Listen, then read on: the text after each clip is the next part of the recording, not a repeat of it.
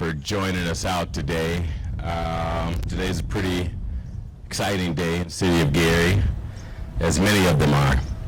Since my first day in office and every day since then, myself and my team have been constantly engaged in the efforts to clean our city up, improve the customer service that we deliver, and finding creative ways to keep our city safe. Today, we're going to launch another initiative that supports all of those goals, but specifically in the area of public safety. Today, I'm proud and excited to announce the launching of Operation Safe Zone right here at the Railcat Stadium. Operation Safe Zone is an innovative technology that helps to keep our businesses, apartment buildings, and any entity in the city safer. We believe, based on evidence that we've seen from some of our surrounding communities across the country, that this will not only augment the efforts of our police officers who work hard on a daily basis, but will certainly give our residents and our guests the assurances that Gary, Indiana is in fact a safe place.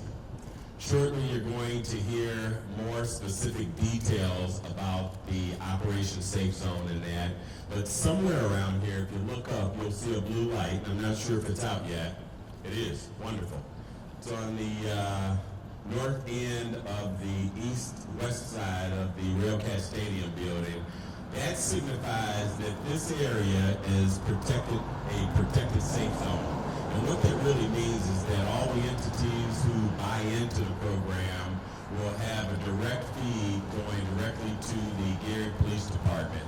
And our officers will have the capability to monitor activity in real time.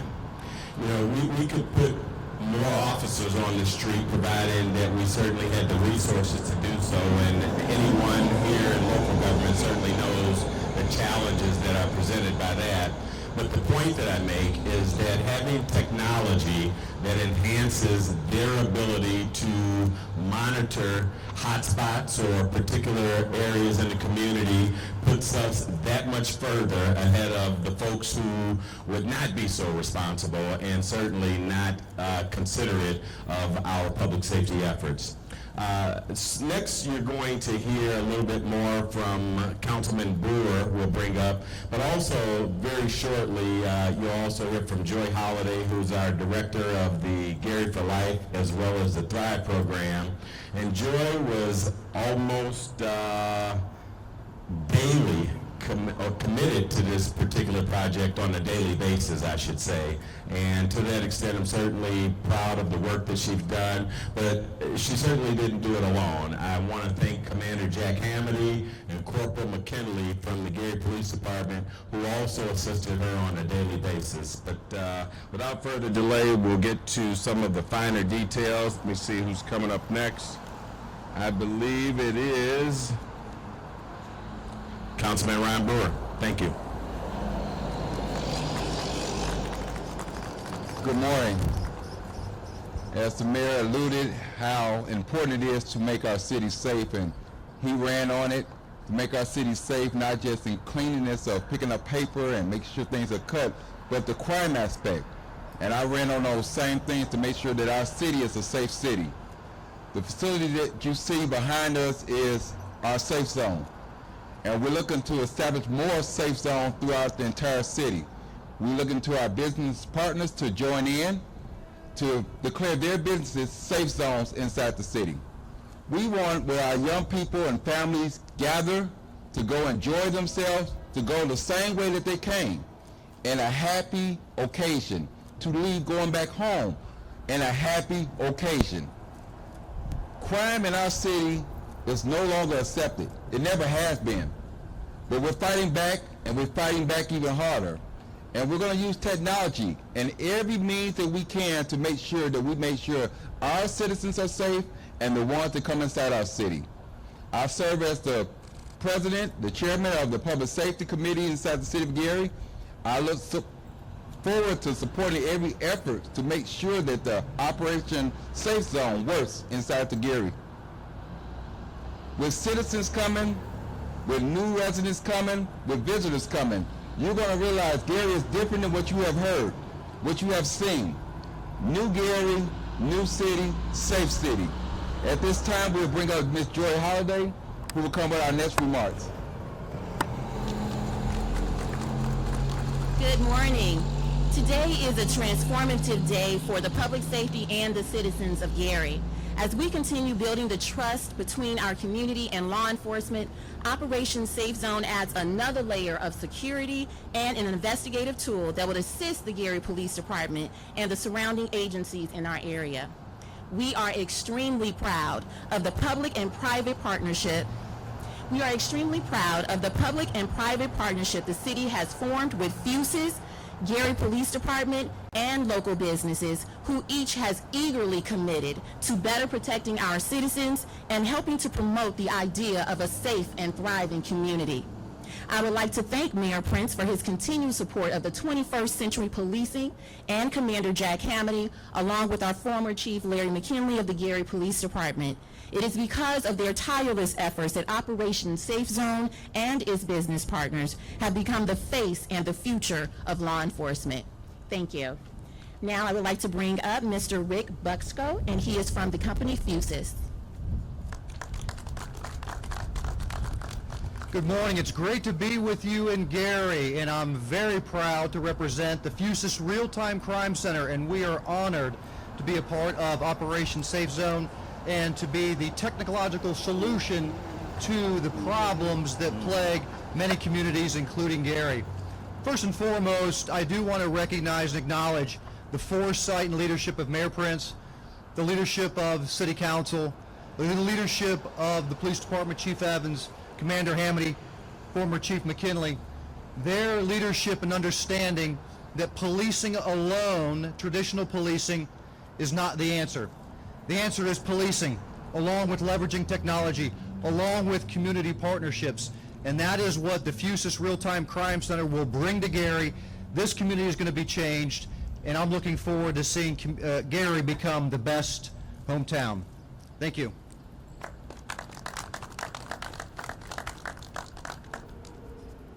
Good morning, everyone. My name is Brian Leiter. I'm the president of Salvi Sports, and I would like to thank Mayor Prince, the administration, the City of Gary Police Department for reaching out to us to participate in Operation Safe Zone. We were extremely excited to participate as being an anchor to downtown Gary and having the opportunity to provide a safe space for fans to come out to Railcats games and all of the other multitude of events that we host is extremely important. And for the ability to have not only the officers that are working our games, but also have officers in the city to see what's going on in the ballpark district is extremely important. And we're really excited that we can be hopefully a building part of what will be a safer downtown district for people to come in and enjoy. Thank you.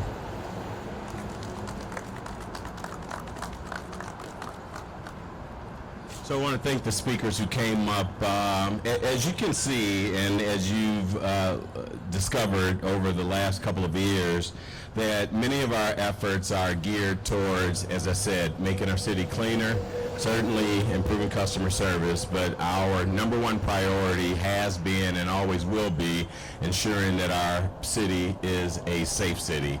And to that extent, from enhancing the equipment needs of the department to our recent partnership with the Indiana State Police under the direction of Major Jerry Williams and Superintendent Doug Carter, we're just really excited to add yet another tool in the chest to help our overall effort of making it a safer city. And I believe that everyone, and I'm certain that everyone who's spoken before me and everyone in this community is just as committed to that prospect of having a safer city. And to that extent, it's our desire that every business owner, every apartment building, or every entity that has a public interface will buy into this project and this program and help also in that overall goal. Without saying any more, we'll certainly open the floor up to media questions, and we have certainly the representative of FUSES to answer some technical aspects, as well as Ms. Joy Holliday, but we'll open it up to questions. Earlier I mentioned the fact that Commander Jack Hamady and Corporal Larry McKinley were integrally involved in the process.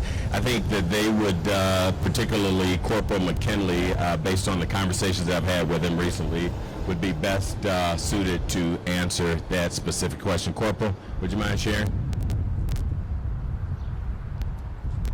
Good morning, everyone. To answer your question, it would be actually monitored off-site at a central location, but it would also be able to be monitored by different officers throughout the community. If an officer is within a district, he would be able to actually go on, log in, and see the actual crime that's being occurred during a certain situation. It gives us the proactive ability to tap into the cameras to see incidents in real time. Yeah. Well, that cost right now is very minimal. When we talk about putting up signage, when we talk about putting up lights, but the technology is very minimal. Not at this time. So Ms. Holliday will share perhaps a few more intricate details about that, but overall this is a pilot program, and as the corporal suggested, there's a very nominal buy-in. Ultimately, the city, in order to expand the program and offer it to every resident or business that wants to participate, the city will incur some expense, but to Carrie's point, we're hoping to recoup a portion of that by offering it at a reduced price to the residents or businesses in this instance. Sure, the question was, I believe, is there a cost? And that was the essence of it. Thank you. Next question. Ms. Holliday, can you share the specific number of businesses that we have now? So we have approximately 5 businesses that have signed up thus far, and it ranges from such as businesses as large as the World Cat Stadium, all the way down to, we also have daycare centers as well, which we have representatives here today from Gymnast, and so it kind of ranges in the gauge and the gamut of the type of businesses, but 5 thus far. Mm-hmm. Yes.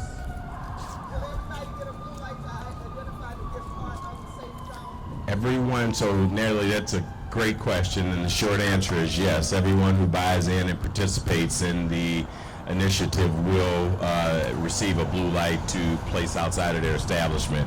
The intent of it ultimately is to capture the psychological benefits of it, and we hope that when persons who have the desire to do things that are certainly not conducive to a safe city recognize this blue light, they'll also understand that their activity is being monitored in real time by law enforcement. I'm fairly certain it's constant, but I'll let Corporal McKinley answer that question a little better. She said, is it a, I'll let her repeat it.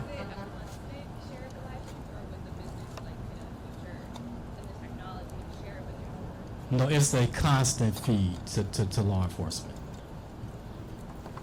Stay right there.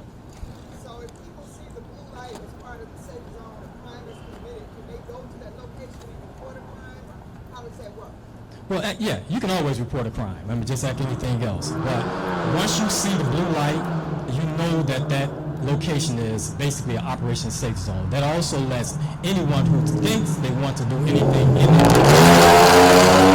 it makes them think twice. And also, I just want to share that there's also a component to this for our residents as well. So our residents, there will be a component where residents can actually register their Ring cameras with the Project Safe Zone. So if there's any situation within the community, it just keeps officers from having to walk the street to see if there's any video footage. That way, the residents can actually have their Ring cameras registered, and then the police department can contact those individuals and see if they have any footage, and then they can actually send that footage to the police department. Do you know what the actual response time will be from the time that they see the crime as opposed to what it is now? It'll be much faster because actually it'll be actually seen in real time.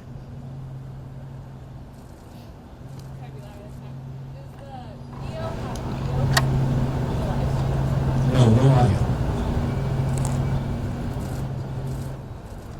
So we thank thank you all for coming out. To Natalie's question in terms of reporting a crime and going to a blue light location to report it, as the corporal said, you know, of course you can report a crime anywhere, right? I would think and certainly hope that if someone experiences or sees the commission of a crime, that they use the normal methods, call 911 immediately versus going to a center. So the blue light will be there, but there won't be an officer there to necessarily take take a report of a crime that's occurring in a different location. It would probably be more beneficial for them to report it, as I said, on the normal processes. Thank you. I want to thank you all for coming out today. Certainly thank you for supporting Operation Blue Light, and please share this information with any business, resident, owner, churches, or any commercial entity throughout the city that can assist in our overall crime fighting efforts. Thank you very much.